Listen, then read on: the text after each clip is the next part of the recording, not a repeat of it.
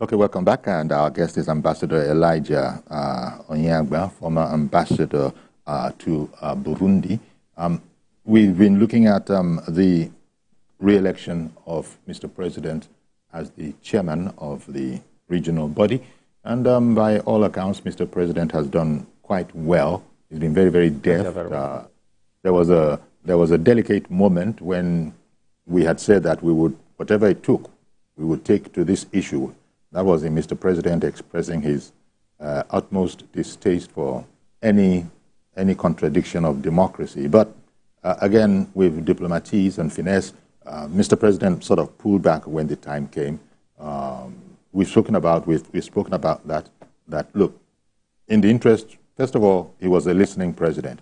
The National Assembly here sort of withheld support for the action, and if you remember, there are quite a number of states, northern states, I think up between 6 and 9 of them, the number eludes me now, that are directly bordering Niger, and there was concern there that, hey, there are relations here.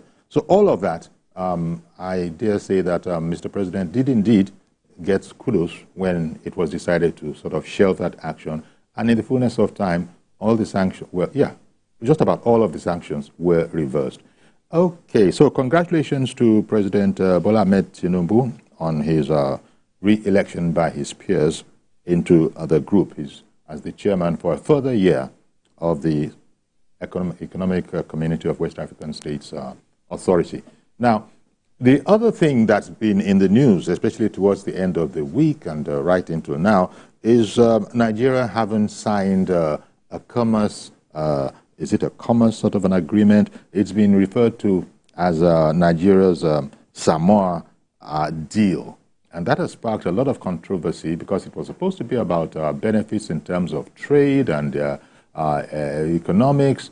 But then, allegedly, embedded deep in the midst of the small print of that particular agreement were attitudes towards the LGBTQ society, community that are totally alien to Nigeria and its ways and indeed its laws. So therefore, talking about the Constitution, and that was reported to have been signed by a minister of the Federal Republic. Now, the minister has said no, that is not the case. The Minister of Information has since spoken, saying that indeed it didn't happen. Now we have a sterling opportunity with.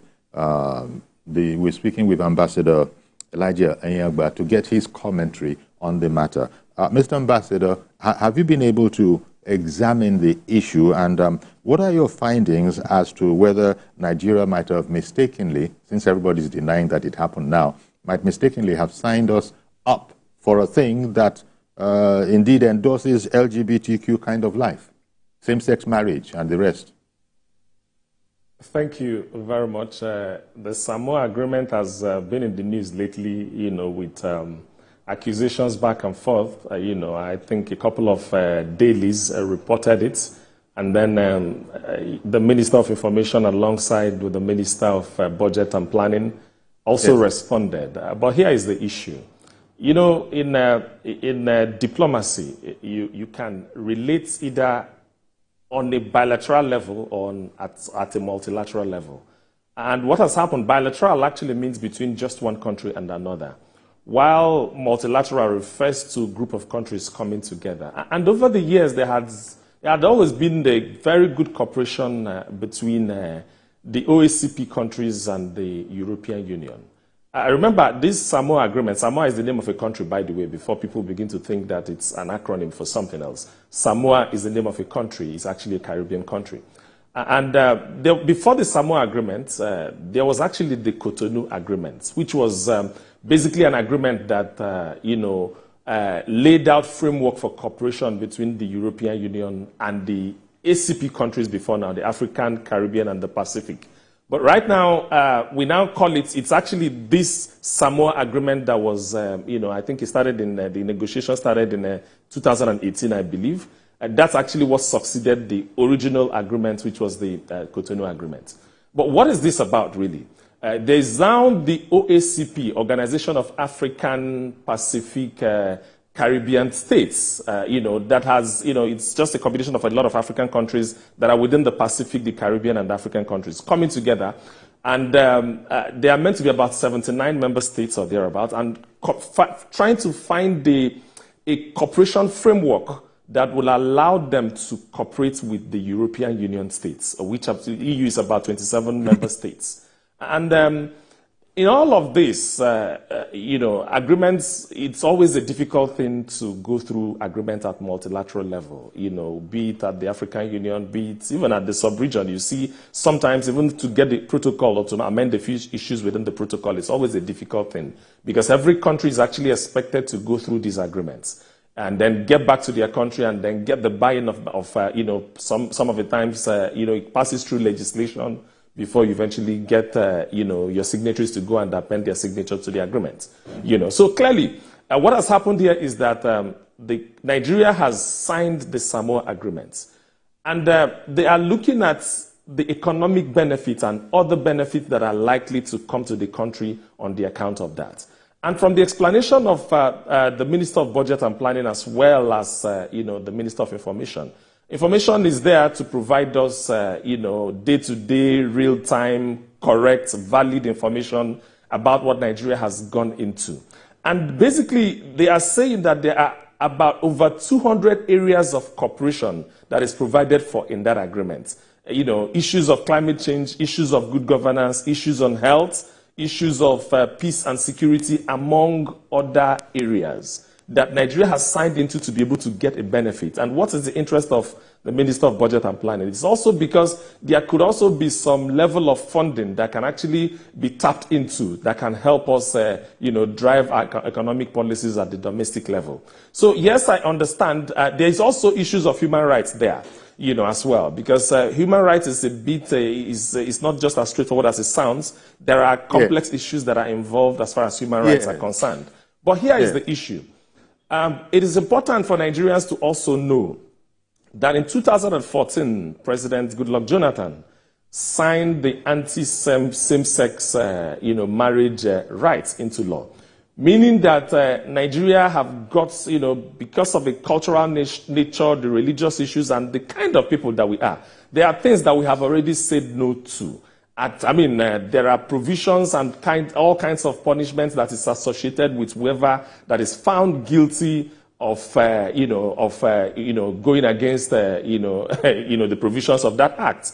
So clearly, I think that Nigerians need to understand that we already have that provision, and federal government have come out clearly to state that that provision, the law we have, cannot, the Samoa agreements cannot allow for the practice of any antithetical practice that is against the people of Nigeria, the culture of Nigeria, the religions of Nigerians. And the law within the country. I think that point has been made very clearly, for Nigerians to understand by the people responsible. The Minister of Information is in charge of information in the country. And I'm sure they've gone through the agreement very well before they have actually put up that defense. So I don't think this is a matter that we need to overflog. In my opinion, we should... I believe that agreement should be made an open document so that everybody can actually see. And the assurance is that if you go through that document, there is nowhere in that document that talked about the federal government's support for LGBTQ rights in Nigeria. Right. And that point is made very clearly. And some people also mentioned some amount of money that is also available for Nigerians to draw on, based on that agreement. And the federal government is also saying that it is actually not in the agreement as well. In multilateralism, it's important that every country comes together to look at the issues. And then I'm sure that Nigerians and, of course, the relevant agencies that are expected to review this document have done a very good review before they went ahead to sign that agreement. And I actually believe that Nigeria is a very sensitive state with respect to LGBTQ. And I do not think that federal government will get involved in anything that will begin to affect the sensitivities of Nigerians as far as LGBTQ rights are concerned.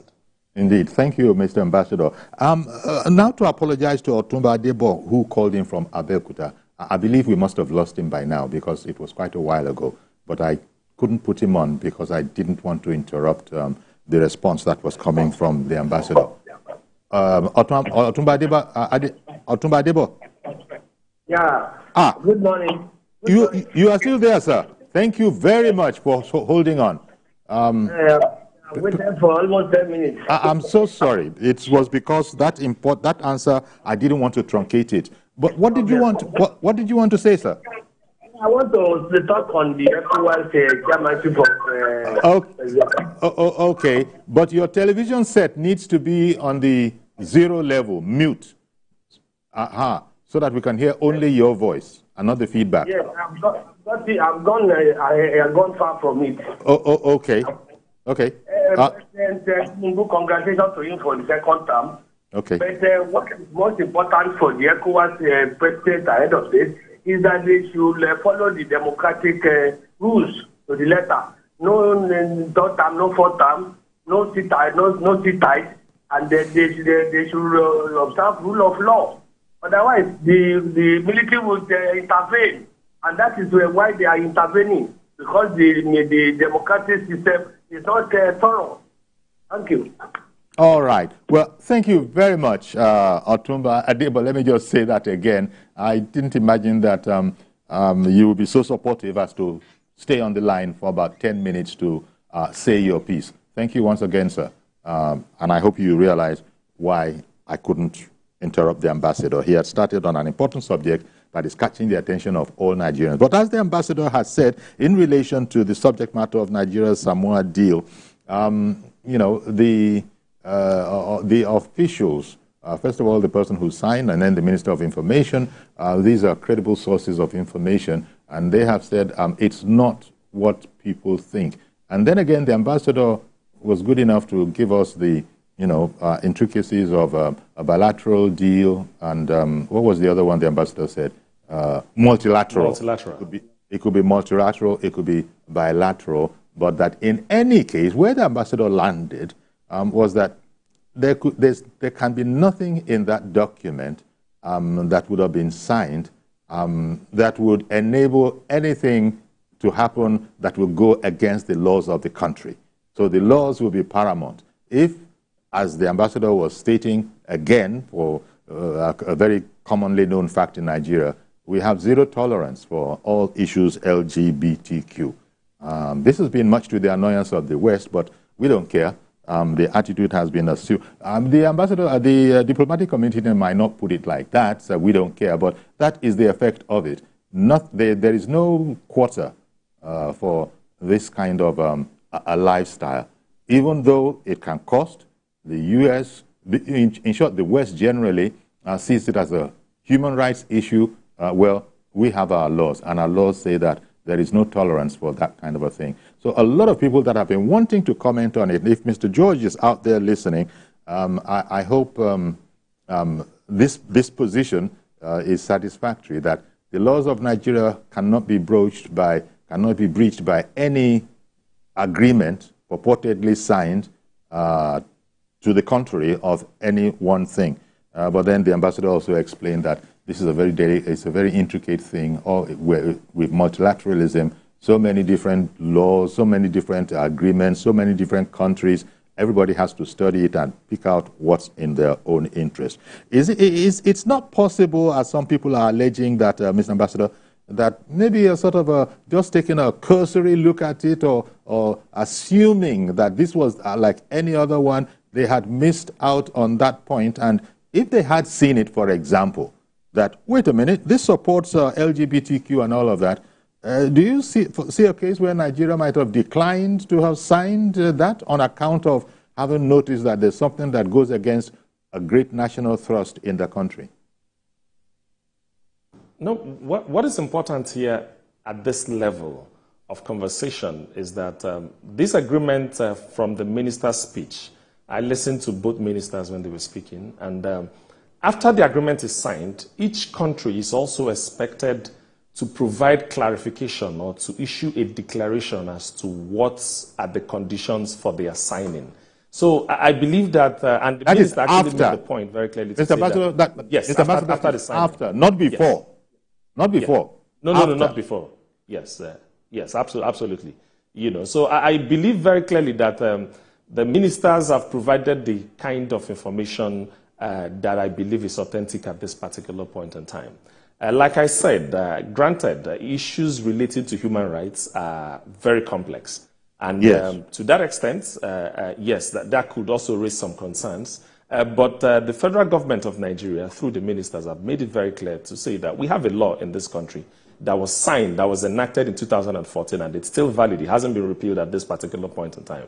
And they made it very clearly that our Samoa agreement cannot override or should not actually come ahead of the Constitution of the Federal Republic of Nigeria.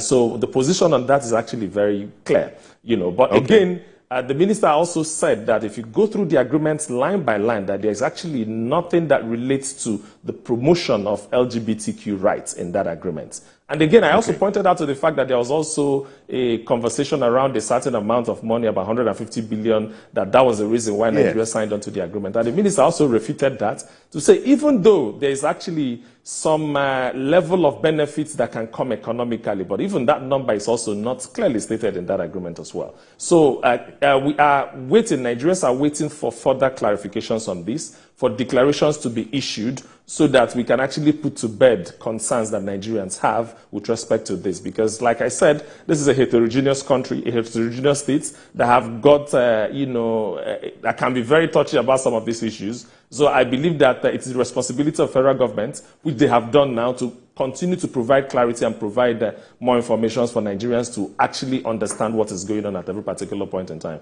But so far, so good. The ministers have debunked that information, and I stand with them as far as this Samoa agreement is concerned.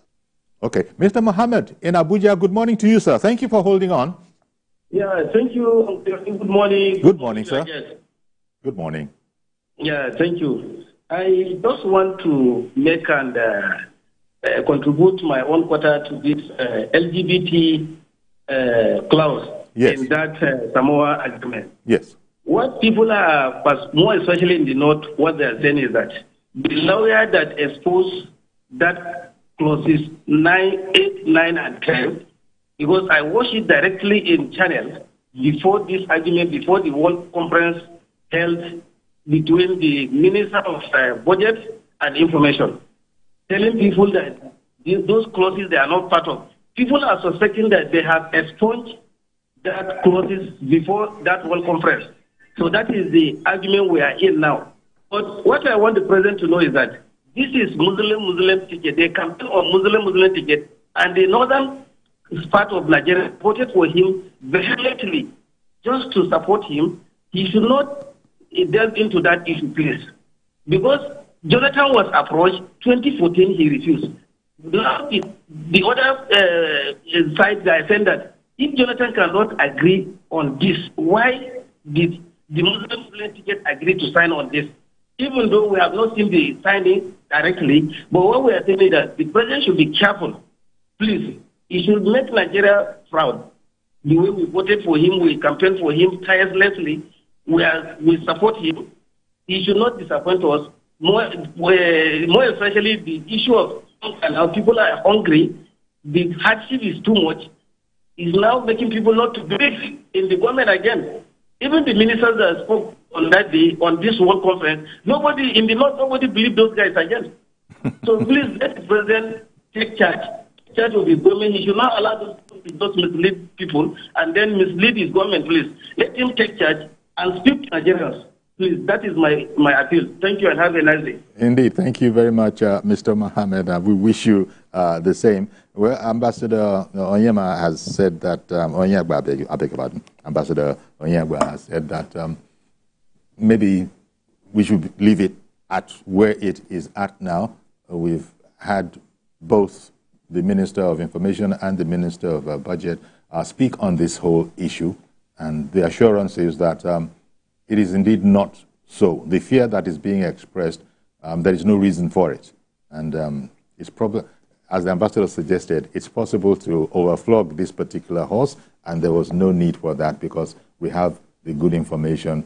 How higher can you get than the Minister of Information, for example, and indeed the Minister who was involved in it? The curiosity for me, though, was when the ambassador assured that, yep, it is after this signing that you now come and, scrutinize it and bring a microscope to it and see what is what. maybe not being a diplomatic professional, one would have thought that surely it should have been before, so that these flags could have been seen. No. Uncle Yori, sorry. Let me come in, please. Let me make this clarification, and I think it's important that I make the clarification. Okay. Okay? Yes. What I said clearly is not, this agreement has been there for a very long time. The directorate in charge of this is IOD, International Organizations Department in the Ministry of Foreign Affairs. And Nigerians don't just sign an agreement. Agreements, before it's signed, have a procedure that it goes through. Sometimes Ministry of Justice also gets involved. Sometimes other ministries that, in fact, more often than not, you can even have an interministerial committee that is set up to look at every sector of the agreement before it's eventually signed. So it was not a blind signing that we did. But you cannot start issuing a declaration or explaining the basis for your entrance into an agreement before you enter into that agreement. Nigeria have studied this agreement very well and was comfortable with the provisions before it went ahead to sign. But there's also a provision there that you can now make a declaration and begin to educate your people on the framework for implementation. That's what I was referring to, that you can actually do that after you have signed the agreement. You cannot begin to talk to people or to talk to your country on the framework for implementation for an agreement that you have not consented to. So that's the point. That's the clarity I just wanted to make. So it is not that you start to scrutinize the agreement after you have signed. No, not at all. You scrutinize the agreement, agree to every clause therein, and then you sign. But there is also another level, which is now the framework for implementation of that agreement, which you have to also come to the table again to, like I said, diplomacy at the multilateral level is very complex. So these issues are very clear, and I believe that the federal government of Nigeria are adequately informed, and they are adequately, in a position where they know clearly what they are doing under the provisions of this Samoa agreement. So we are also waiting, because it's about information now. Nigerians are asking for more information, so that clarity needs to be made. But you cannot begin to clarify. You can't begin to say, okay, this is what we are going to get, this is that and that.